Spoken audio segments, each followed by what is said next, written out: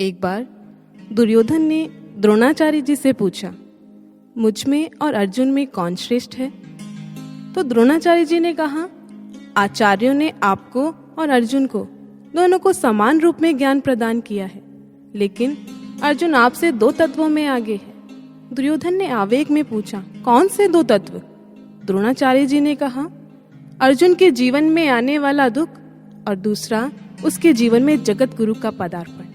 सत्यता है, जीवन में ब्रह्मनिष्ठ गुरु का पदार्पण एक अविस्मरणीय क्षण हुआ करता है और वे और उनका प्रेम अवर्णनीय प्रसंग। एक मनुष्य के जीवन में गुरु का आगमन कभी माली के रूप में होता है कि जो उसके मुरझाए जीवन को खिला दिया करते हैं, तो कभी कुम्हार की भूमिका निभा उसके जीवन को सुंदर आकार दे दिया करते हैं, तो कभी मूर्तिकार बन शिष्य के अनघड़ जीवन को गढ़ एक सुंदर मूर्ति का रूप दे दिया करते हैं। इन सभी रूपों में गुरुदेव अपने शिष्य के समस्त अवगुणों को खत्म कर उसके भीतर गुणों को भरने का कार्य किया करते हैं। किस प्रकार? कहते हैं, गांव में हरिया नाम का व्यक्ति रहा करता था। घर के लिए पानी भरने के लिए वो रोज सुबह उठकर आंगन में रखे एक बांस को कंधे पर उठाता, जिसके दोनों ओर 2 घड़े बंधे थे, और चल पड़ता नदी की ओर। पानी भरकर वापस लौटता तो उसे इतनी मेहनत के बाद भी 2 नहीं बल्कि 1.5 मटका पानी ही मिलता था।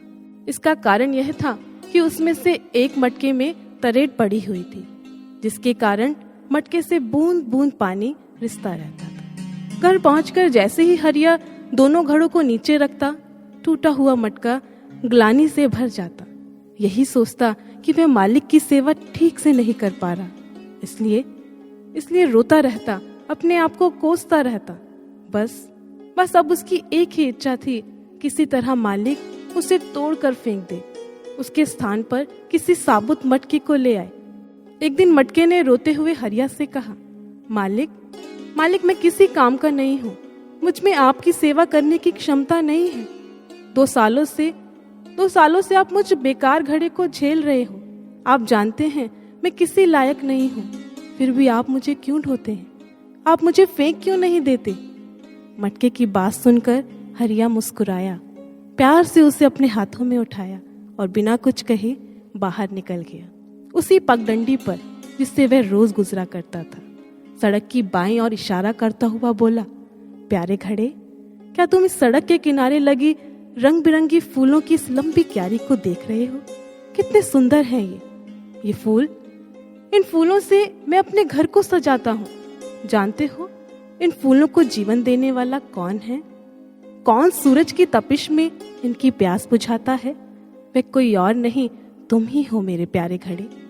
घड़े ने जैसे ही इस बात को सुना तो कहने लगा, मैं नहीं हो सकता। मुझ टूटे फूटे से किसी को क्या लाभ मिल सकता है? मैं बेकार हूँ। हरिया ने कहा, मैं तुम्हारी इस कमी को पहले दिन से ही जानता था, इसलिए मैंने सड़क के किनारे एक लंबी क्यारी खोद दी, उसमें फूलों की पौध लगा दी, और तब से लेकर आज तक तुम ही इन्हें पानी देते हो। अगर तुम इन्हें पानी ना देते तो क्या मुझे अपने घर को सजाने के लिए इतने सुंदर फूल मिल पाते? घड़ा आंखों में आंसू भरकर बोला, सचमुच मैं धन्य हुआ आप जैसे मालिक को पाकर, जिसने मुझ जैसे नाकाबिल को भी काबिल बना दिया। साधकों, जरा मनन करें, क्या ये कहानी एक शिष्य के जीवन की कहानी नहीं कहती? सच में अगर देखा जाए तो हम सब भी टूटे घड़े ही हैं, कमियों से भरे हुए हैं। कितनी कमजोरियों की तरेड़ें पड़ी हैं। जब संसार के सामने हमारी कमियां आती हैं तो वह हमें कभी नहीं बख्शता। पर धन्य है गुरुदेव, जो हम जैसे कमियों के पुतलों पर भी अपना प्रेम लुटाते हैं। हमारी कमियों को देखकर धिक्कारते नहीं, बल्कि सजाते संवारते हैं।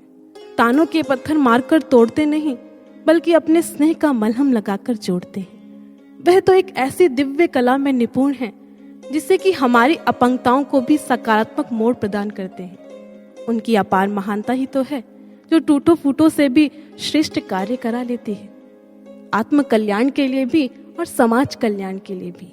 यही नहीं, सब कुछ करके भी वो सारा श्रेय हमें ही दे डालते हैं। नाकाबिलों को संसार के समक्ष काबिल साबित कर दिखाते हैं, क्योंकि वही जानते हैं ऐसा करने की कला। यदि संसार में कोई भी मूर्तिकार किसी पत्थर को मूर्ति बनाने के लिए अपने हाथों में लेता है तो उससे पहले उस पत्थर में छिपी संभावनाओं को देखता है। लेकिन गुरुदेव किसी संभावना को नहीं तलाशते, बल्कि संभावनाएं पैदा कर दिया करते हैं। वे श्रेष्ठ का चुनाव नहीं करते, बल्कि श्रेष्ठता भर दिया करते हैं। इतिहास साक्षी है, साधारण से नरेंद्र को विवेकानंद बनाने वाले रामकृष्ण परमहंस जी ही थे।